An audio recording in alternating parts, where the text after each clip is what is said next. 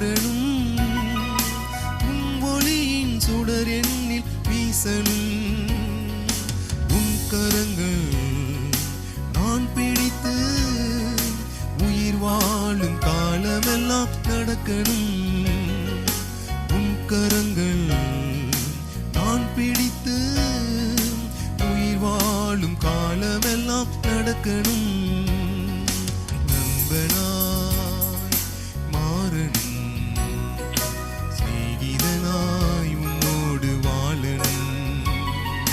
நண்பனாய் மாறணும், சிநேகிதனாய் உன்னோடு வாழணும். உள்ளத்தை நேசிக்கும் நண்பரே, என் உள்ளத்தில் உள்ளதை சொல்கிறேன். உள்ளத்தை நேசிக்கும் நண்பரே, என் உள்ளத்தில் உள்ளதை சொல்கிறேன். ஜீவனோ மரணமோ நான் ஒருபோதும் உம்மை விட்டு பிரிந்திடேன். ஜீவனோ மரணமோ நான் ஒருபோதும் உம்மை விட்டு பிரிந்திடேன். நண்பனாய் மாறணும், சிநேகிதனாய் உன்னோடு வாழணும். நண்பனாய் மாறணும், சிநேகிதனாய் உன்னோடு வாழணும். உன் இதய துடிப்பை நான் அறியணும். உன் விருப்பங்கள் யாவும் புரியணும். உன் இதய துடிப்பை நான் அறியணும். உன் விருப்பங்கள் யாவும் புரியணும். உன் இதயம் எனில் மகிழ உன் நாமம் மகிமைக்காக வாழணும். உன் இதயம் எனில் மகிழ உன் நாமம் மகிமைக்காக வாழணும். நண்பனாய் மாறணும், சிநேகிதனாய் உன்னோடு வாழணும். நண்பனாய் மாறணும், சிநேகிதனாய் உன்னோடு வாழணும். உன் வார்த்தையிலே நான் வளரணும். உன் உறவினிலே என்றும் மகிழணும். உன் வார்த்தையிலே நான் வளரணும். உறவினிலே என்றும் மகிழணும். இந்த நாளிலே நான் ஒரு கதாபாத்திரத்தை நாம் தியானிக்கலாம் என்று நான் இருக்கிறேன். மத்தேயு 27வது அதிகாரத்தில் 32வது வசனம். மத்தேயு எழுதின சுவிசேஷம் 27வது அதிகாரம் 32வது வசனம். சிரேனை ஊரானாகிய சீமோன் என்னப்பட்ட ஒரு மனுஷனை அவர்கள் கண்டு அவருடைய சிலுவையை சுமக்கும்படி அவனை பலவந்தம் பண்ணினார்கள். பல நேரங்களில் இந்த சிரேனை ஊரானாகிய சீமோனையும் அவனை பற்றி அந்த சகோதரனை பற்றி எழுதின சில வசனங்கள் நம்முடைய பார்வைக்கு வந்தாலும் அவ்வளவாய் அதை பெரிதாக எடுத்துக்கொள்ளவில்லை. ஏனென்றால் ஏதோ போகிற வழியிலே ஒருவனை பிடித்து அவனை பலவந்தம் பண்ணி அவனை அழைத்து செல்கிறார்கள். அப்படித்தான் அவரை குறித்து நாம் பார்த்திருந்தோம். நான் அப்படித்தான் பார்த்திருந்தேன். ஆகவே எப்படி பரபாசை நாம் ஒரு பொருட்டாய் எண்ணாதது போல இந்த கேரக்டர் வரும்பொழுதும் இந்த சீமோன் என்கிறதை பற்றி நாம் வாசிக்கும் பொழுதும் அதில் ஒன்றும் இல்லாதது போல நாம் கடந்து போகிறோம். சமீபத்தில் பரபாசை பற்றி அவர்கள் பரபாசை விடுவித்து இயேசுவை சிலுவையில் அறைந்தார்கள் என்பதை பற்றி சொல்லும் பொழுது ஒரு குறிப்பு இப்படியாக இருந்தது. பரபாசை அவர்கள் விடுதலையாக்க வேண்டும், இயேசுவை சிலுவையில் அறைய வேண்டும் என்று அவர்கள் கூறினதெல்லாம் கூச்சலிட்டதெல்லாம் மிகுந்த ஒரு கடுமையான குற்றத்தை போல நாம் பார்த்தோம். ஆனால் அந்த பரபாஸ் நான் தான், என்னை விடுவிக்க வேண்டும் என்பதற்காகவே அவரை சிலுவையில் அறைந்தார்கள் என்பதை கேள்விப்படும் வரை அதை உணரும் வரை பரபாசை ஒரு குற்றவாளியாகத்தான் பார்த்து கொண்டிருந்தோம். ஆனால் அந்த பரபாஸ் நான் தான், என்னை விடுவிப்பதற்காகத்தான் அவரை சிலுவையில் அறியும்படி அவர்கள் கூச்சலிட்டார்கள் என்பதுதான் அவருடைய பொருள். அதை போலவே நான் இந்த வசனத்தை நான் வாசிப்பொழுது சீமோன் அவனுடைய பின்னணி என்பதை நம்ம பார்க்கிறோம். சிரேனே ஊர் என்று சொல்லும் பொழுது அந்த சிரேனே என்கிற ஊர் ஆப்பிரிக்காவில் உள்ள லிபியா கண்ட்ரி, அந்த லிபியாவுடைய நாடு. அங்கே இருந்து எருசலேமுக்கு ஒருவேளை வருஷத்துக்கு ஒரு முறையோ இல்லை என்றால் வருஷத்துக்கு சில 2-3 முறையோ இப்படி தேவனுடைய காரியங்களை அவன் செலுத்த வேண்டிய பலிகளை இல்லை என்றால் கடமைகளை செய்யுமாறு தான் அவன் ஒரு யூதனாக இருந்தபடினாலே அப்படி வந்திருக்கிறான். ஆனால் அப்படி வந்த இடத்திலே தனக்கு இப்படி ஒரு காரியம் நடந்து விட்டது. மார்க் 15வது அதிகாரத்தை பாருங்கள். அதே காரியத்தை 3 சுவிசேஷங்களிலே அது எழுதப்பட்டிருக்கிறது. மார்க் 15வது அதிகாரத்திலேயும் 21வது வசனத்திலே, சிரேனே ஊரானும்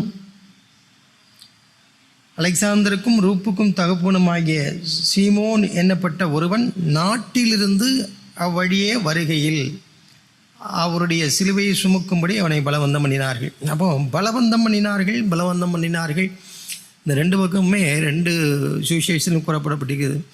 அதனுடைய பொருள் அவன் அதை ஏற்றுக்கொள்ளவில்லை. சீமோன் அதை விரும்பி அந்த இதை எடுக்கவில்லை. நான் சிலுவையை சுமந்து கொள்கிறேன் என்று வரவில்லை.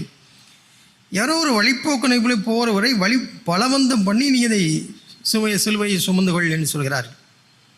நினைக்கிறேன் அவர் அடிபட்டு ஒருவேளை ஆண்டவராகிய இயேசு சிலுவையை சுமந்து விடும் பொழுது அடிபட்டு அதற்கு மேலேயும் கீழே விழுந்து விடுவார் என்ற சூழ்நிலை வரும்பொழுது சேவர்களாய் பார்த்து அவர் கீழே விழுந்து அதுக்கப்புறம் நம்ம அவரை எழுத்துட்டு சொல்ல முடியாது என்பதற்காக யாரையாவது ஒருத்தனை அவருக்கு உதவி செய்ய சொல்லுவோம் என்று சொல்லி அங்கே எங்கேயும் தேடி இருப்பார்கள். ஒருவேளை அங்கே அதிகாரம் உள்ள ரோம போர் சேவகர்கள் இருந்திருப்பார்கள், இல்லை என்றால் ரோமாபுரியிலிருந்து வந்தவர்கள் இருந்திருப்பார்கள், ஆர்த்தோடாக்ஸ் யூதர்கள் இருந்திருப்பார்கள், அந்த பிரதேசத்தை எருசலேமை சார்ந்த யூதர்கள் இருந்திருப்பார்கள். அவர்களை இங்கே சிலுவையை சுமந்து கொள் என்று சொல்ல முடியாது.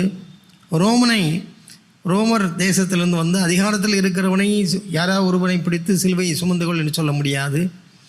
ஒருவேளை நல்ல படித்த கிரேக்கர்கள் இருந்திருப்பார்கள், அவர்களும் அந்த இடத்துல இருந்திருக்கலாம். எல்லோரும் அப்படி ஒரு காட்சி அங்கே சிலுவை சுமந்து கொண்டு இயேசு போகிறார் அப்படி என்றால் அநேகர் அதை கூடியிருக்கிறார்கள்.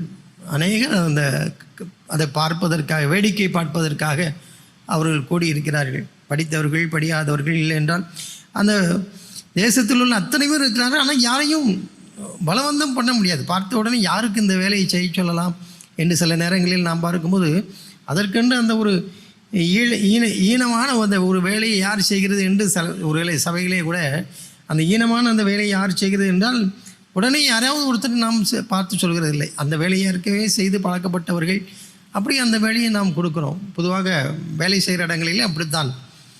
அங்கே இருக்கிற ஒரு நன்றாய் படித்தவரை போய் அந்த வேலையை செய்ய சொல்கிறதில்லை. அப்பேற்பட்ட சூழ்நிலை இவனுக்கு ஒரு அடைமொழி, அந்த ஒரு பெயர் என்ன இருக்கு என்றால் இவன் நாட்டுப்புறத்தான், நாட்டிலிருந்து வருகிறான். ஒரு வேளை அப்படியே நிறம் கருமையாக இருந்திருக்குமோ எனக்கு ஒரு சச்சம் இருக்குது. ஏன்னா ஆப்பிரிக்கா கண்டத்தில் வருகிறதுனாலே ஒருவேளை பல ஆண்டுகளுக்கு முன்பாக, பல நூற்றாண்டுகளுக்கு அவருடைய மூதாதையர் அங்கே போய் குடிபெயர்ந்திருக்கலாம். அதன் பின்பாக அந்த கால சூழ்நிலையெல்லாம் இப்போ அந்த வெப்பம் நிறைந்த அந்த இடங்களிலே இவனுடைய நிறமும் மாறி இருக்கலாம்.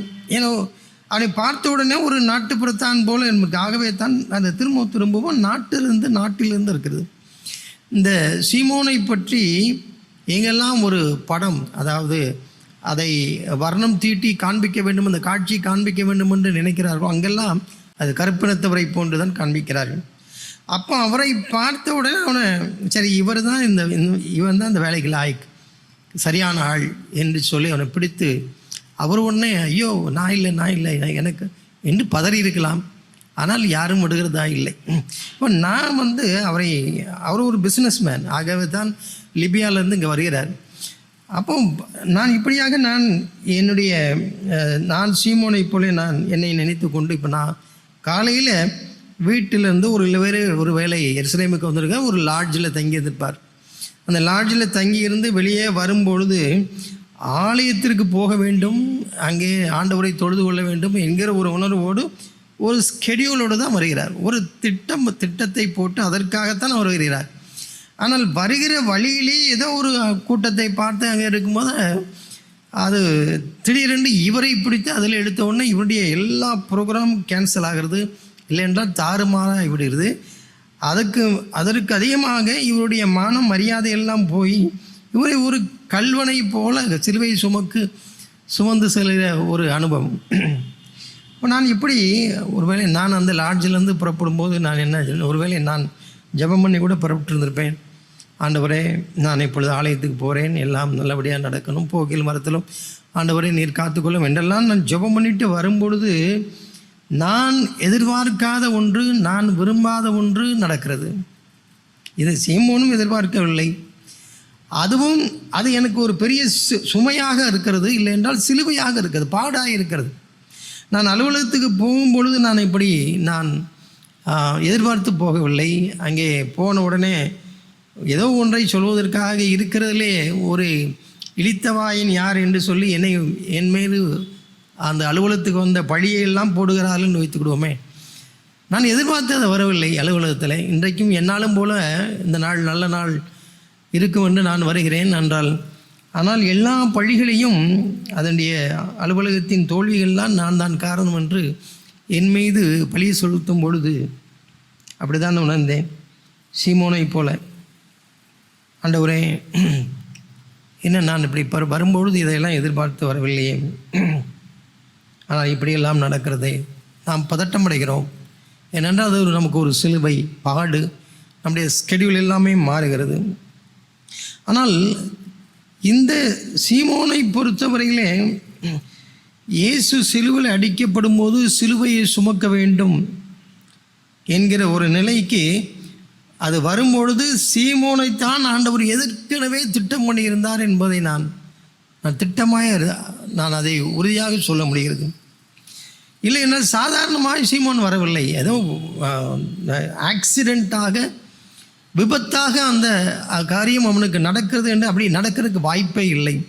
ஏனென்றால் அதுவும் இயேசு கிறிஸ்துவனுடைய தேவகுமாரனுடைய வாழ்க்கை நடக்கிறான். இந்த சீமோன் இப்பொழுது புறப்பட்டு வருவான், அவனைத்தான் சிலுவையை சுமக்க வேண்டும் என்று நிர்பந்தம் பண்ணுவார்கள் என்றெல்லாம் ஏற்கனவே அவனுடைய நாளும் அந்த இடமும் அந்த நபரும் குறிக்கப்பட்டு ஆயிற்று. அது ஆனால் யாருக்கு தெரியாது என்றால் சீமோனுக்கு தெரியாது. பல நேரங்களிலே நம்முடைய வாழ்க்கையில் நடக்கிற நம்ம எதிர்பார்க்காதமல் நடக்கிற காரியங்கள் எல்லாமே இப்படித்தான் நமக்கும் இருக்கிறது. நாம் எதிர்பார்க்கவில்லை, அது பதட்டமாக இருக்கிறது, திடீரென்று நாம் பேனிக் ஆகிறோம். ஆண்டவரே ஏன் எதற்கு என்று நாம் கேள்விப்படுகிறோம், ஆண்டவர்கிட்ட கேட்கிறோம், முறையிடுகிறோம். ஆனால் சீமோனுடைய வாழ்க்கையிலே பின்னால் நான் பார்ப்போம் என்றால் இவைகள் அவருடைய வாழ்க்கையிலே திட்டமிடப்பட்டவைகள் என்று தான் நான் வந்திருக்கிறோம். இது மிகவும் அருமையாய் திட்டமிடப்பட்டவைகள். பாருங்கள், யோசேப்புடைய வாழ்க்கையில் கூட நாம் அநேகர் அறிந்திருக்கிறபடி யோசேப்புடைய வாழ்க்கையை நாம் தியானித்திருக்கிறோம். ஆனால் 105வது சங்கீதத்தில் அவரை பற்றி சிலவற்றை பார்த்துவிட்டு நாம் இங்கே வரலாம். சங்கீதம் 105.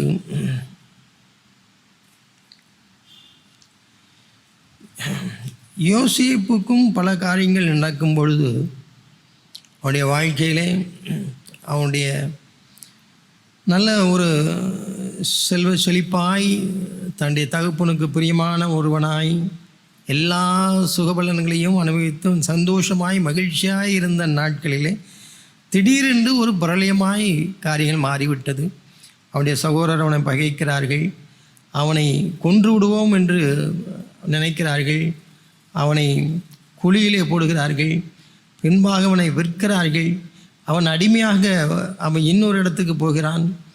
நல்ல குடித்தனமாய் தன்னுடைய குடும்பத்திலே செல்லப்பிழையாய் வளர்ந்த ஒருவனுக்கு ஒரு சனப்பொழுதிலே இவ்வளவும் நடந்து விட்டது. அப்படிதான் அவைகள் காட்சிகள் எல்லாம் பல காட்சிகள் மாறிவிட்டது. இப்பொழுது எங்கேயோ வேறு இடத்துல அந்நிய தேசத்திலே அந்நிய இடத்திலே அடிமையாய் இருக்கிறான். அதை பற்றி இங்கே என்ன எழுதியிருக்கிறது பாருங்கள். யோசேப்புடைய வாழ்க்கையில் இவன் ஒருபொழுதும் யோசேப்பு இதை பற்றி அவன் தெளிவாய் தன்னுடைய வாழ்க்கையின் எதிர்காலத்திற்காக தேவன் இதை கொண்டு போகிறார் என்றெல்லாம் நினைத்திருக்கிற வாய்ப்பே இல்லை. ஆனால் இங்கே 105வது சங்கீதத்தில் பாருங்கள். சங்கீதத்தில்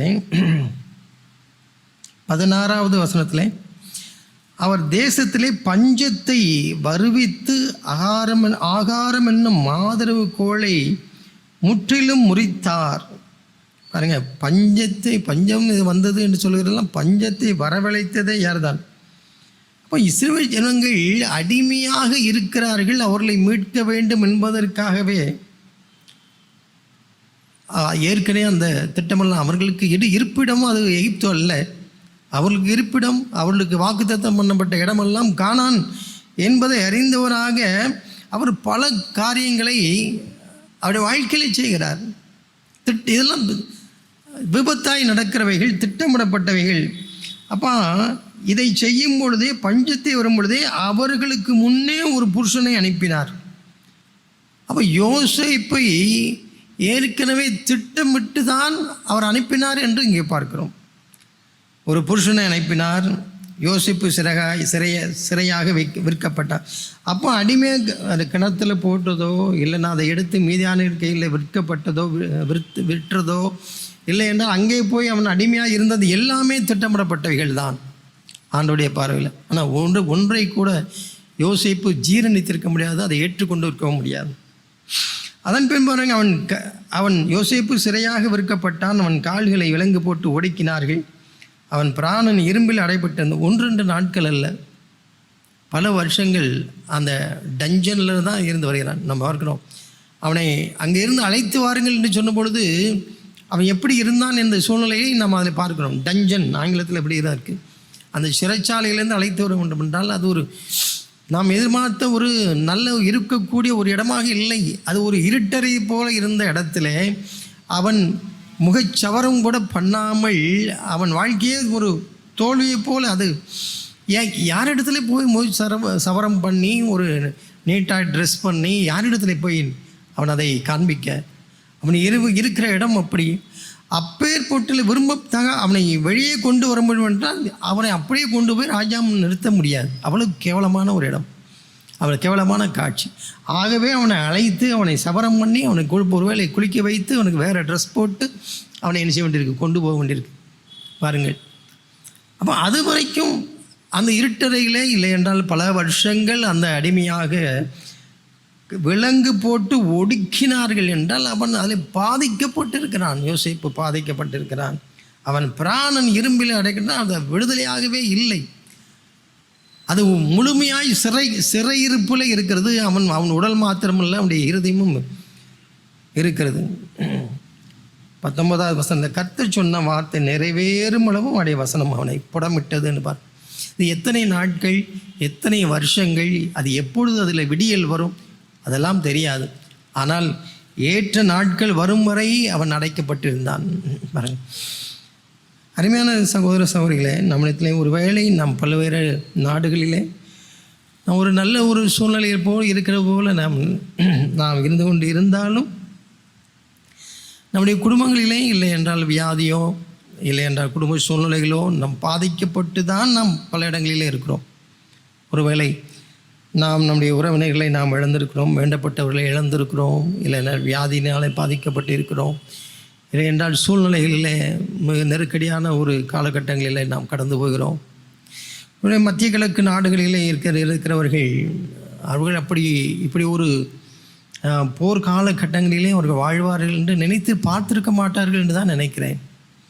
அப்படியெல்லாம் அவர்கள் கற்பனை. ஏனென்றால் ஒரு சொர்க்க பூமியாக இருந்த இடத்துல திடீரென்று போர் நடக்கிறது, குண்டுமழை பொய்கிறது, சூழ்நிலைகள் மாறிவிட்டது. சொர்க்கம் போல இருந்த ஒரு இடம் திடீரென்று காட்சிகள் மாறிவிட்டது. அடுத்தடுத்து காட்சிகள் மாறி வருகிறது. அப்படி என்றால் நம்முடைய வாழ்க்கையில் தேவன் அந்த காட்சிகளை நகற்றுகிறார். அந்த காட்சிகள் மாறுகிறது. நாம் அவரை சார்ந்து வாழ்வதற்காக என்னுடைய வாழ்க்கையிலே பல திட்டங்களை வைத்திருக்கிறார். ஆகவே காட்சி 2, காட்சி 3 என்று மாறிக்கொண்டிருக்கிற, அவ்வளவுதான். எனக்கு தெரியவில்லை, நான் ஏற்றுக்கொள்ள முடியவில்லையே. அதே போல தான் இந்த மத்தேயு 27வது அதிகாரத்துக்கு வருவோம். இந்த சீமோனை அவர்கள் பலவந்தம் பண்ணி அவனை சுமக்க வைக்கிறார்கள். ஆனால் என்ன நடந்திருக்கும்? ஒருவேளை இவனு திருடரில் ஒருவரை கல்வனில் ஒருவரை போல அவரை இழுத்து கொண்டு போகிறார்கள். அப்போது யாரோ அவனை செய்த குற்றத்திற்காக அடித்து இழுத்துட்டு போகிறார்கள். அதில் எனக்கு என்ன அதில் பங்கு இருக்கிறது? நான் அதில் என்ன செய்ய வேண்டும் உண்டு? எந்த கேள்விக்கும் பதில் இல்லை. அவரை பலவந்தம் பண்ணி அந்த சிலுவையை ஏற்றி வைக்கும் பொழுது, ஒருவேளை அந்த சிலுவை சுமக்கும் போது, அந்த டிரான்ஸ்ஃபர் நடக்கும் பொழுது இன்னும் அதிகமாக யார் பக்கத்தில் வந்திருப்பான்? நான் அப்படி தான் கற்பனை பண்ணுகிறேன். இந்த சிலுவை இங்கே இருந்து அவருக்கு அந்த டிரான்ஸ்ஃபர் ஆகும் பொழுது இன்னும் ரொம்ப க்ளோஸாக ஆண்டவருடைய முகத்துக்கு அது அருகாமலேயே அவன் வந்து தான் அந்த ஷோல்டர் டு ஷோல்டர் ஒருவேளை மாறி இருக்கலாம். அப்போது அப்படி நடக்கும் பொழுதெல்லாம் அவன் ஆண்டவருடைய முகத்தை பார்த்திருப்பான். அதில் உள்ள எந்த விதமான ஒரு பதட்டமோ எரிச்சலோ கோபமோ, அவன் அந்த சூழ்நிலையை பற்றி நொந்து கொண்டு இருக்கிற ஒருவரை பார்க்கவில்லை. சமாதான பிரபுவாக அவர் இருக்கிறார். முழுவதும் இரத்த கோரையாக இருந்தாலும் யாரையும் குறை கூறாது, முறுமுறுக்காது. அந்த சூழ்நிலையிலே அதையெல்லாம் ஒரு சில நொடிகளிலே அவன் பார்த்திருப்பான். அவன் நான் நினைக்கிறேன் அந்த டிரான்ஸ்ஃபர் ஆகும் பொழுதே அவன் அவரிடத்தை ரொம்ப கிட்டி சேர்ந்து விட்டான். அதன் பின்பாக அவர் முன்னே போகிறார், இவன் பின்னே சிலுவை சுமந்து போகிறார். இந்த காட்சியை பாருங்கள். அவன் முன்னே அவர் போகிறார், பின்னே சிலுவையை சீமோன் சுமந்து கொண்டு போகிறான். அநேக வருடங்களாக காலாகாலமாய் ஒவ்வொரு சீஷனும் வாழ வேண்டிய ஒரு வாழ்க்கை, நடக்க வேண்டிய ஒரு நடை, பின்பற்ற வேண்டிய ஒரு பாதை சீமோன் வழிவகுத்து போகிறார். அவர் முன்னே போகிறார், நான் பின்னே, நான் சிலுவையை சுமந்து நான் நடக்க வேண்டியவர்கள். ஒவ்வொரு சீஷனுக்கும் அதுதான் தகுதி. சீஷனாக இருக்கிறவன் தன் சிலுவை எடுத்துக்கொண்டு என்னை பின்பற்றி வர கடவன். அப்போ அன்றைக்கு சீமோன் தன்னுடைய சிலுவையை எடுத்துக்கொண்டு போகிறார். அதற்கு அடையாளமாக நாம் எல்லோரும் ஒவ்வொரு நாட்களிலும் நம்முடைய வாழ்க்கையிலே நாமும் அதே போல சீமோனை போல நம்முடைய சிலுவையை எடுத்துக்கொண்டு நாம் அவரை பின்பற்றி சொல்கிறோம் என்பதற்கு ஒரு அடையாளமாக முன் உதாரணமாகத்தான் அந்த நாளிலே சீமோனுடைய வாழ்க்கை இருந்தது. நிச்சயமாக அந்த பாதை அதன் முடிவிலே அவரை சிலுவையில் அடைந்தது. அவருடைய மரணம். எல்லா ப்ரோக்ராமையும் கேன்சல் பண்ணிவிட்டு ஆலயத்திற்கு போவதெல்லாம் நிறுத்திவிட்டு சீமோன் அந்த சிலுவையின் அருகிலே இருந்து அந்த காட்சிகளை எல்லாம் பார்த்து கொண்டிருந்திருக்கலாம். நேரடி சாட்சியாக அவைகளெல்லாம் எழுதப்படவில்லை. ஆனால் பிற்காலங்களிலே அவனுடைய வாழ்க்கை எவ்வளவோ மாறிவிட்டது.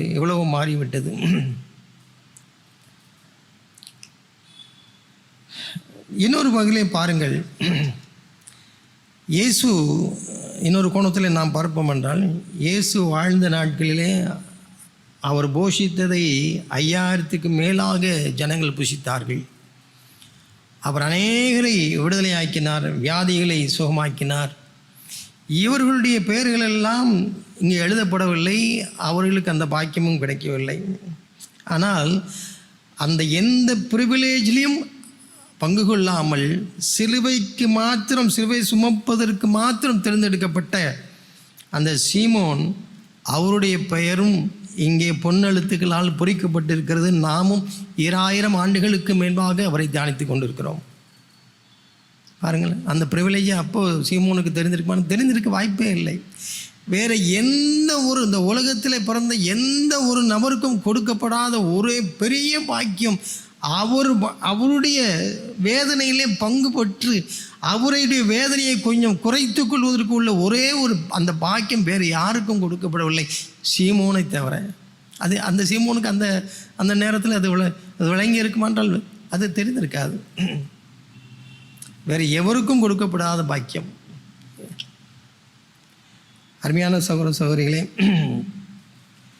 பின் நாட்களிலே இந்த நாட்களிலே நான் எதற்காக நான் அதை தியானிக்கிறோம் என்றால், தேவன் நம்முடைய வாழ்க்கையிலே ஒன்றை செய்வதற்கு ஒரு தற்செயலாக நடக்கவில்லை. தேவனுடைய திட்டத்தில் இருக்கிறது. நம்மால் ஏற்றுக்கொள்ள முடியாத ஒரு காரணம் இருந்தாலும் சிலுவையை நான் ஏற்றுக்கொள்வதற்கு நான் ஒப்பு கொடுப்பேன் என்றால் எனக்கு ஒரு திட்டம் தேவன் வைத்திருக்கிறார். அதைத்தான் இங்கே பார்க்க வேண்டும்.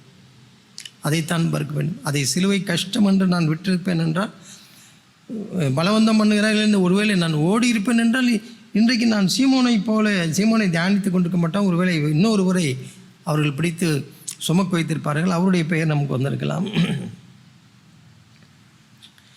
இன்றைக்கு வரைக்கும் சீமோனை நாம் நினைவு கூறுகிறோம். அவர் சிலுவையிலே இயேசுவுடைய பாரத்தை இலகுவாக்கினார் என்று. அருமையான சகோதர சகோதரிகளே, இந்த சீமோன் அவன் அதற்கு பின்பாக நிச்சயமாக அவன் தன் சொந்த ஊருக்கு போய் அவன் ஒரு சீஷராக மாறிவிட்டான். ஏனென்றால் அதன் பின்பாக அநேக நேரங்களிலே நாம் அப்போஸ்தலர் நடவடிக்கைகள் எல்லாம் பார்க்கும் பொழுது அவரை பற்றி நாம் அந்த ஊரில் உள்ள ஜனங்களை பற்றி நாம் பார்க்கிறோம். ஒன்றை எடுத்துக்கலாம். அப்போஸ்தலர் நடவடிக்கைகள் 11வது அதிகாரம். அப்போஸ்தலர் நடவடிக்கைகள் 11வது அதிகாரம் எடுத்துக்கொள்வோம்.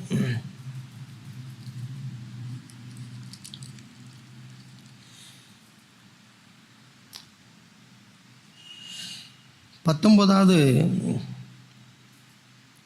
வசனத்திலிருந்து நாம் வாசிக்கிறேன். ஸ்தேவான் நிமித்தமாய் எழும்பின உபத்திரவத்தினாலே சிதறப்பட்டவர்கள் சுவிசேஷ வசனத்தை யூதர்களுக்கே அன்றி மற்ற ஒருவருக்கும் அறிவியாமல் பெனிகே நாடு, சீப்புரு தீவு, அந்தியோகியா பட்டணம் வரைக்கும் சுற்றி திரிந்தார்கள். இங்கே பாருங்கள், அவனுடைய மரணம் அதன் பின்பாக சபை சிதறடிக்கப்படுகிறது.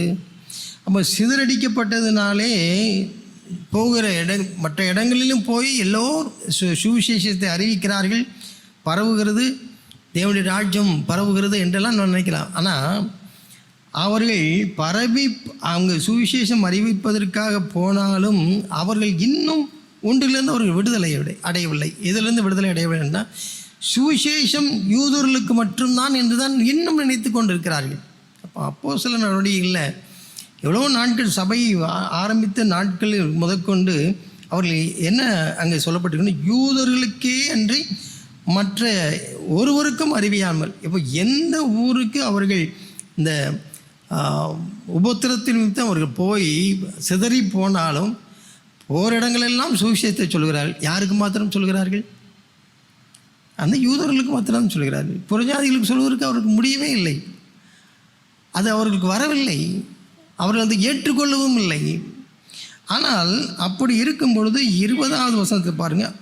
அவர்களில் சீப்புரு தீவாரும் சிரேனே பட்டணத்தாருமாகிய சிலர் அந்தியோகியா பட்டணத்துக்கு வந்து கிரேக்கரோடு பேசி கர்த்தராகிய இயேசுவை குறித்து பிரசங்கித்தார்கள். அப்போது யூதர்களை தவிர மற்றவர்களுக்கு சுவிசேஷத்தை சொல்ல வேண்டும் என்கிற ஒரு உணர்வு யாருக்கு தான் வருகிறது என்றால், நாட்டுப்புறத்தானாகிய சிரேனே பட்டணத்திலிருந்து வந்தவர்களுக்கு தான். சிரேனே ஊராகிய சீமோன் அங்கே போயிருக்கும் பொழுது ஒருவேளை அங்கே ஒரு கூட்ட ஜனங்களை அவன் சீஷராக்கி அவர்கள் சுவிசேஷத்தை சொல்லும் பொழுது அவர்கள் யூதருக்கு என்று அவர்கள் பார்த்து சுவிசேஷம் சொல்லவில்லை, எல்லோருக்கும் சுவிசேஷத்தை சொன்னார்கள். ஆகவே அவர்கள் வந்து கிரேக்கரோடும் பேசி அவர்கள் பிரசங்கித்தார்கள். 21வது வசனத்தில் கர்த்தருடைய கரம் அவர்களோடு இருந்தது, அநேக ஜனங்கள் விசுவாசிகளாகி கர்த்தரெடுத்திருக்கிறார். இது யார், எந்த ஊர்லேருந்து வந்தவங்க அதை சுவிசேஷம் சொல்லாங்க? எருசலேமிலிருந்து வந்து சொல்லவில்லை,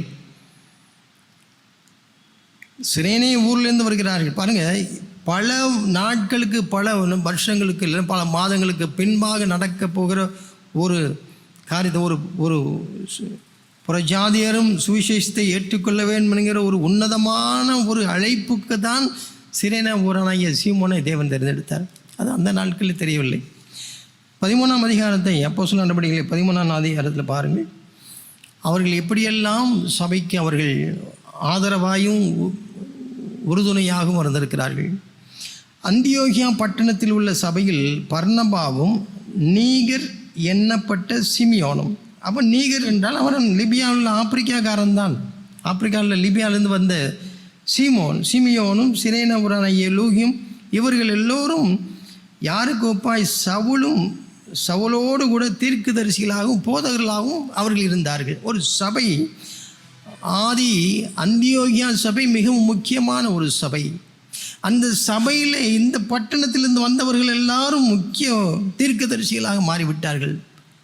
அப்போஸ்தலனாகிய பவுலுக்கு சவுலாக இருக்கும் பொழுது அவருக்கு இணையாய் அவரோடு கூட ஊழியம் செய்ய முடியாது. இப்போ எப்படியெல்லாம் அதை பின்னாட்களில் அது மாறுகிறது.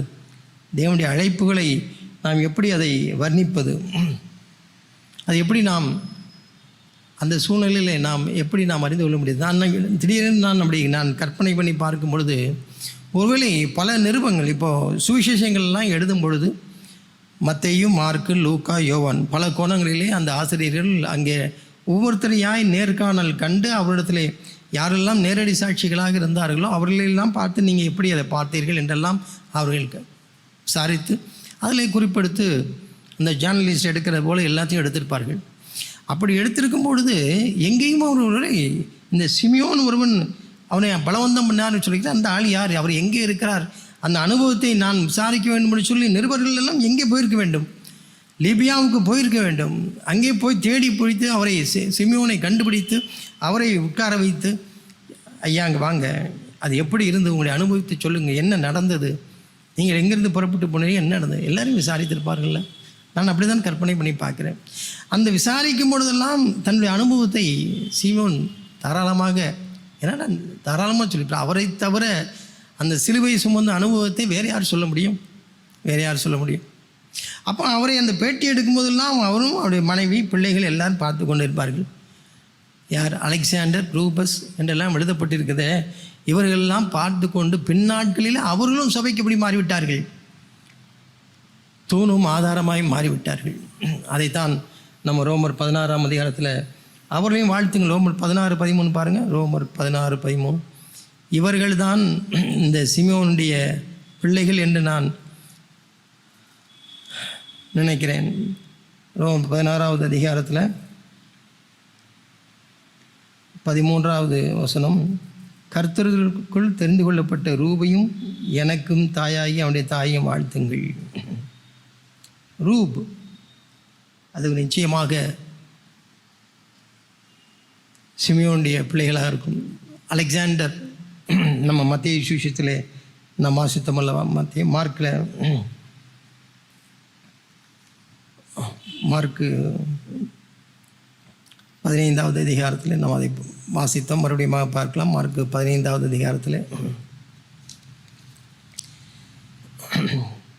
21ஆவது வசனம், சிரேனே ஊரானும் அலெக்சாந்தருக்கும் ரூப்புக்கும் தகப்பனாகிய சீமோன் என்னப்பட்ட ஒருவன்.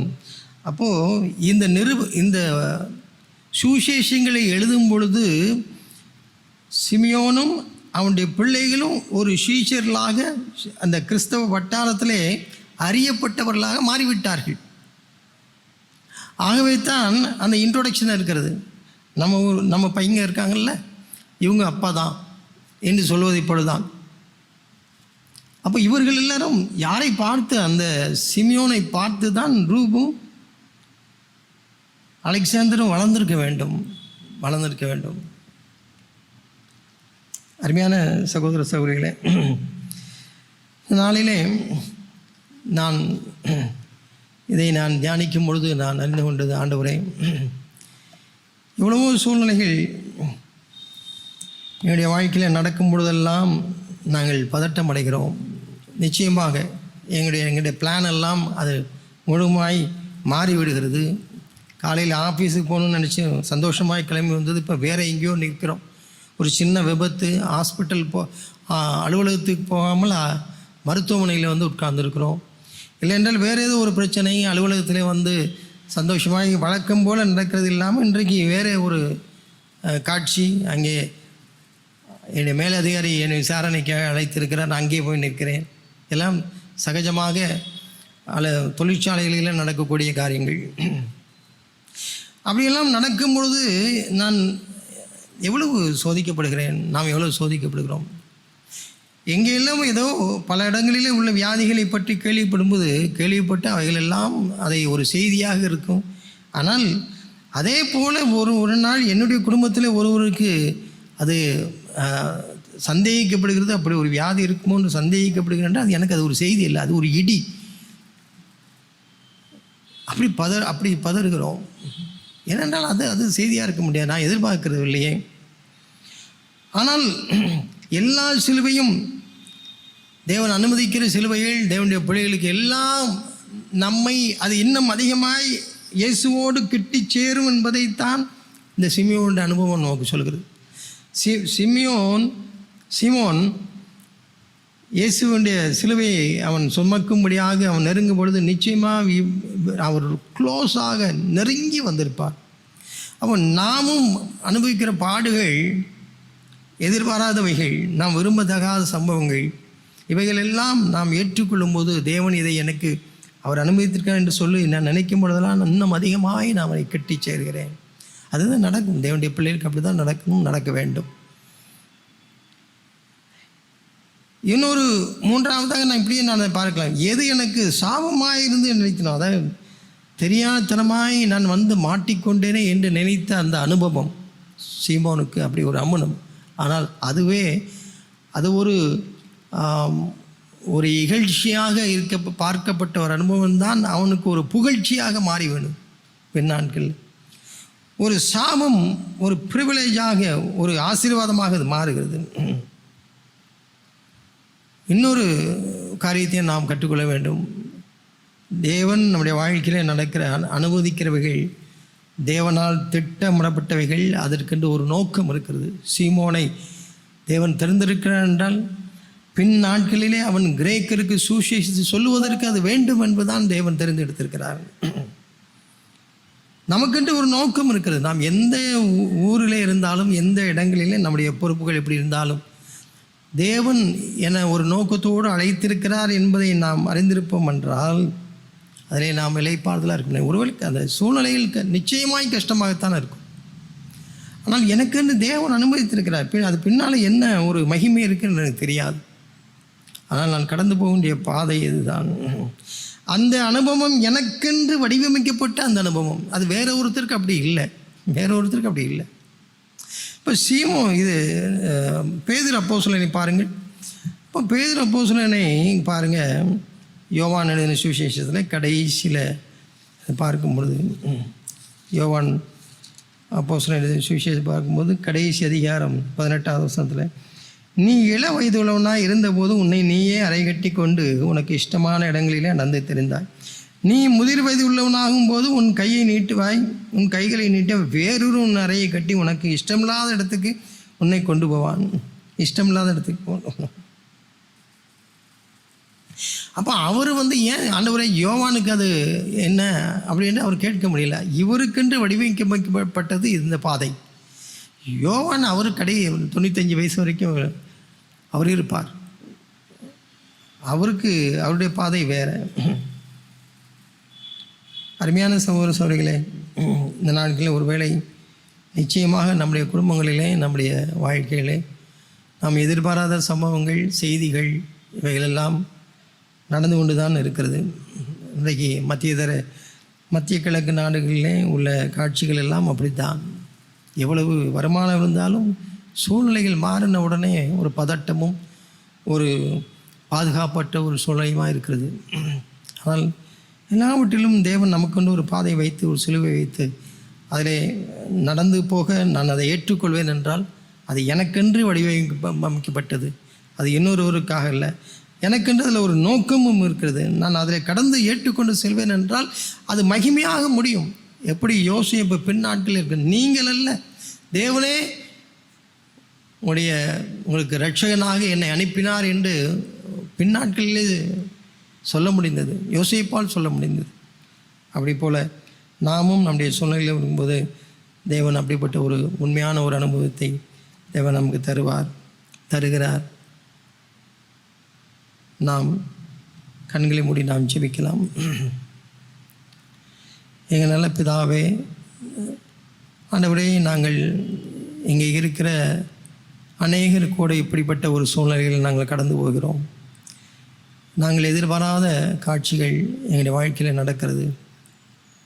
நாங்கள் சற்றும் அதை எதிர்பார்க்கவில்லை. ஆனாலும் ஆண்டவரே, அதை நாங்கள் ஏற்றுக்கொள்ள எங்களுக்கு உதவி செய்யும்.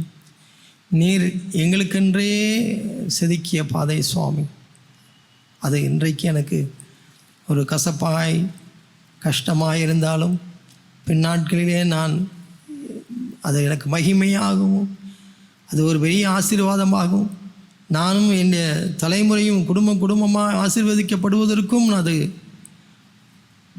மாறும் என்பதை நான் அறிந்து கொள்ள எனக்கு இப்பொழுதுக்கு வாய்ப்பில்லை ஆண்டவரே, எங்களுக்கு வாய்ப்பில்லை.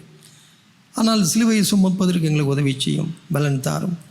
நீர் எப்படி யோசேப்புடைய வாழ்க்கையிலே அதை காண்பிக்கிறாரோ அதுபோல் எங்களுடைய வாழ்க்கையிலும் அது நடக்கும் என்று நாங்கள் விசுவாசிக்கிறோம் சுவாமி. நீடிய பொறுமையோடு எங்களுடைய வாழ்க்கையில் நாங்கள் ஓடிவிட எங்களுக்கு உதவி செய்யும். உம்முடைய சிநேகராய் நாங்கள் வாழ்ந்து விடட்டும் ஆண்டவரே, எங்களுக்கு உதவி செய்யும். இதில் கலந்திருக்கிற ஒவ்வொருக்கும் அப்படியாக உதவி செய்யும். இயேசுவின் நாமத்தில் கேட்கிறோம், ஜீவனுள்ள நல்ல பிதாவே, ஆமென்.